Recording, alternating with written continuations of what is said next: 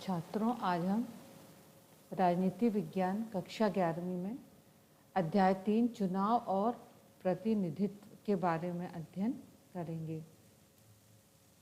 हमारा जो भारत देश है उसमें लोकतंत्र है, मतलब जनता का प्रतिनिधि जनता के द्वारा ही चुना जाता है और हमारे संविधान में चुनाव के बारे में पूरा वर्णन किया गया है। तो हम उन्हीं बिंदुओं को पढ़ते हैं, संवैधानिक प्रावधान वही पढ़ते हैं जो हमारे संविधान में लिखे हुए हैं कि किस प्रकार हमारे संविधान में चुनाव की पद्धति को, चुनाव के किस प्रकार नियम बनाए गए हुए हैं। तो इस अध्याय में हम पढ़ेंगे चुनाव की विभिन्न विधियां, हमारे देश की चुनाव व्यवस्था की क्या विशेषताएं हैं, स्वतंत्र और निष्पक्ष चुनाव कराने के प्रावधानों का महत्व और चुनाव सुधार पर होने वाली बहसें। तो इस प्रकार हम देखते हैं कि किस प्रकार निष्पक्ष चुनाव होना चाहिए। तो चुनाव और लोकतंत्र का संबंध चुनाव से है और चुनाव का संबंध लोकतंत्र से है। क्या हम बिना चुने, जो हमारी लोकतंत्रात्मक व्यवस्था है, प्रजातंत्रात्मक, क्या हम बिना चुने उसको अच्छे से रह सकते हैं, कायम कर सकते हैं लोकतंत्र? या इसका उल्टा करिए, क्या हम लोग बिना लोकतंत्र के चुनाव करवा सकते हैं कि जनता का कोई भी उसमें रोल ना हो? तो ये दोनों एक दूसरे पर क्या है, निर्भर हैं। तो चुनाव के विभिन्न तरीके हैं, ये आपको संक्षिप्त में बताए जा रहे हैं। पहला होता है प्रत्यक्ष निर्वाचन, जब जनता के द्वारा सीधे प्रत्यक्ष रूप से हम पदधारक का चुनाव करते हैं। जैसे हमारे यहाँ ये विधायक वगैरह के जो पद हैं, सांसद हैं, ये सब जनता के द्वारा चुने जाते हैं। दूसरा है अप्रत्यक्ष निर्वाचन, जब निर्वाचक मंडल, एक मंडल बनाया जाता है, उसमें कुछ चुने हुए प्रतिनिधि रहते हैं, फिर उन सदस्यों के द्वारा पदधारक का हम चुनाव करते हैं। जैसे कि हमारे यहाँ राष्ट्रपति का चुनाव, ये एक अप्रत्यक्ष चुनाव होता है। अब भारत में चुनाव व्यवस्था निष्पक्ष हो, न्यायपूर्ण हो, जिससे सारी जनता को उसका लाभ मिल सके। तो पहली व्यवस्था है बहुलवादी व्यवस्था, नाम से ही, जिसमें सबसे ज़्यादा मत प्राप्त करने वाला जीत जाता है। मतलब जो वोट हैं उनको गिनते हैं, जिसको सबसे ज़्यादा गिनने में आते हैं, संख्या ज़्यादा होती है, तो इसको जो सबसे आगे वही जीते कहा जाता है। First pass the post system भी कहा जाता है। और ये प्रणाली, ज़्यादातर यही प्रणाली हमारे भारत देश में प्रचलित है। लेकिन कहीं कहीं समानुपातिक व्यवस्था का भी उपयोग किया जाता है। तो इसमें क्या करते हैं कि चुनाव से पहले प्रत्याशियों की एक प्राथमिकता हम सूची तैयार कर लेते हैं और उतने ही प्रत्याशियों को उस प्राथमिकता सूची से चुन लेती है जितनी सीटों का उसे कोटा दिया जाता है। तो चुनाव की इस व्यवस्था को बोलते हैं समानुपातिक प्रतिनिधित्व प्रणाली। तो अब हम दोनों प्रणाली में अंतर यहाँ देख सकते हैं। सर्वाधिक वोट प्रणाली, वोट पाने की जीत, और समानुपातिक प्रतिनिधित्व, ये दोनों में अंतर। इसको एक बार पढ़ लेते हैं।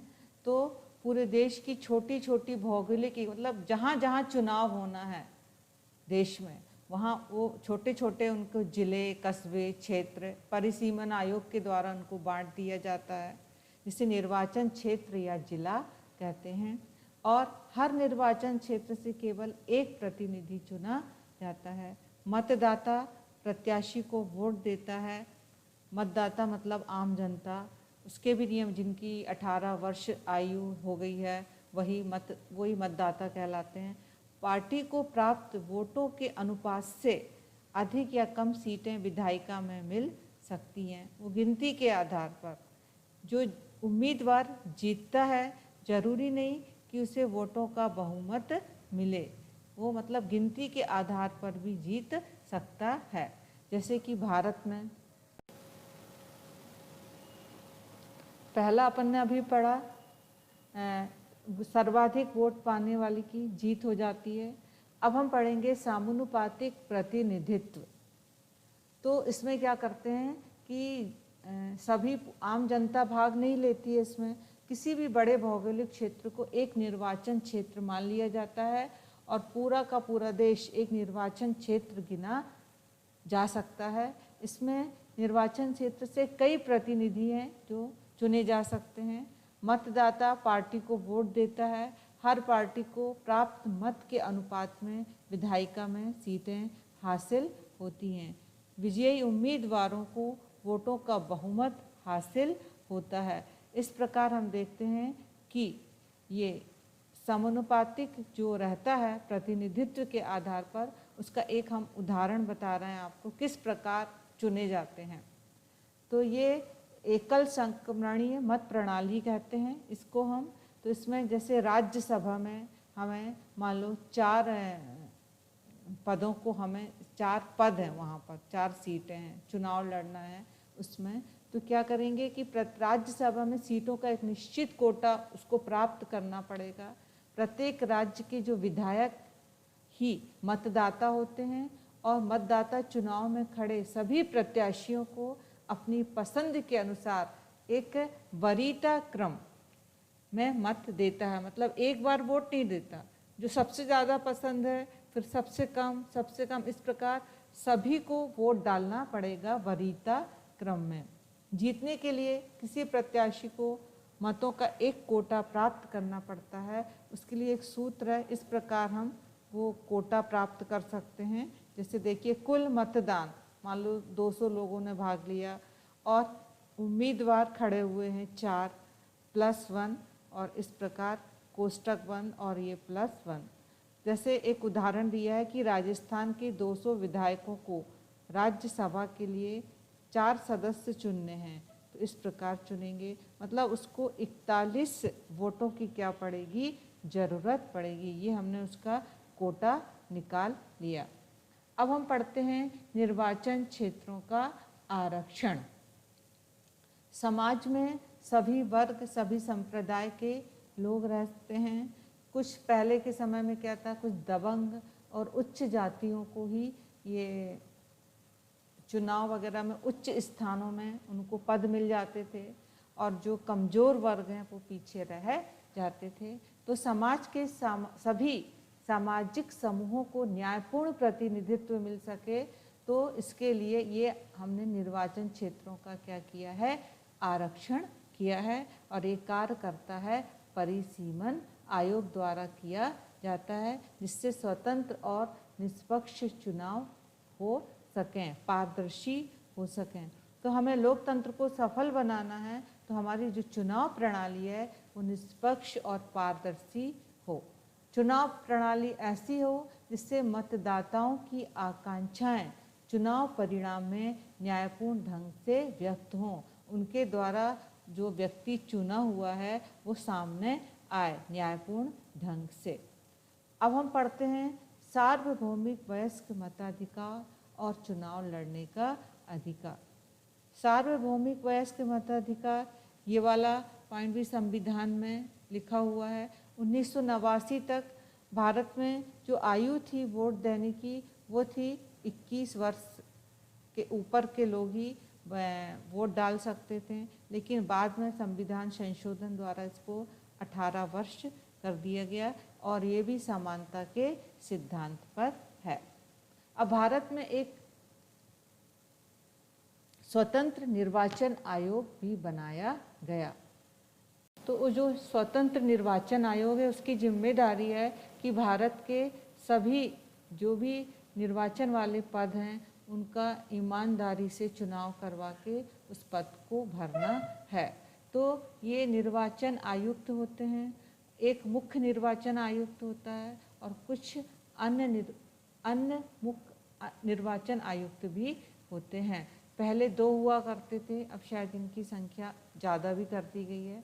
तो जो इनका जो कार्यकाल रहता है वो 6 वर्ष या अधिकतम 65 वर्ष की आयु तक होता है और इन्हें संसद के विशिष्ट बहुमत से पदच्युत भी, मतलब उनके पद से हटाया भी जा सकता है, या वो निर्धारित अवधि के पूर्व राष्ट्रपति को भी अपना त्याग पत्र दे सकते हैं।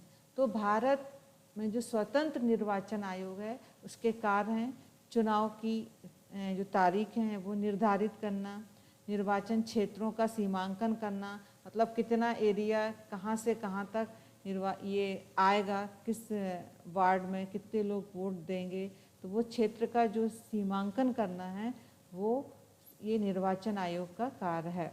राजनीतिक दलों को मान्यता प्रदान करना और प्रत्याशियों जो भी खड़े हुए हैं उनकी चुनाव व्यय की जो खर्च होता है उसकी जानकारी की जांच करना, चुनाव के समय आचार संहिता का पालन करवाना और चुनाव से जुड़े विषयों पर राष्ट्रपति राज्यपाल को आवश्यकता अनुसार उनको सलाह देना, ये स्वतंत्र निर्वाचन आयोग का कार्य है। तो हमारी चुनाव व्यवस्था जो है अभी वो है सर्वाधिक मत से जीत वाली प्रणाली के स्थान पर किसी प्रकार की समानुपातिक प्रतिनिधित्व प्रणाली लागू होनी चाहिए, ऐसा सुझाव दिया गया था, जिससे राजनीतिक दलों को उसी अनुपात में सीटें मिलेंगी जिस अनुपात में उन्हें वोट मिलेंगे। ये हमारी चुनाव सुधार की व्यवस्था में ये वाला बिंदु रखा गया है। संसद और विधानसभाओं में 1/3 सीट पर महिलाओं को चुनने के लिए विशेष प्रावधान बनाए जाएं, तो कहीं कहीं पर इसका भी प्रावधान किया गया है। धन के प्रभाव को चुनाव में नियंत्रित किया जाए और अधिक कठोर प्रावधान होनी चाहिए ताकि हम विशेष निधि से चुनावी खर्चों का भुगतान तो होते ही है लेकिन उस पर भी चुनाव खर्च थोड़ी कम होना चाहिए। जिस उम्मीद मान लो जो खड़े हुए हैं उन पर कोई फौजदारी का मुकदमा या कोई केस चल रहा है तो उसे रोक देना चाहिए, भले ही उसने इसके विरुद्ध न्यायालय में अपील कर रखी हो। चुनाव प्रचार में जाति और धर्म के आधार पर किसी भी अपील को पूरी तरह से प्रतिबंधित कर देना चाहिए। राजनीतिक दलों की जो कार्य प्रणाली है उसको नियंत्रित करने के लिए उनकी कार्यविधि को और अधिक पारदर्शी तथा लोकतांत्रिक बनाने के लिए एक कानून होना चाहिए। तो ये हमारी चुनाव प्रणाली के लिए कुछ सुझाव दिए गए हैं, इन पर आम राय बन जाए तो कानून और औपचारिक प्रावधान एक सीमा तक ही कारगर हो सकते हैं।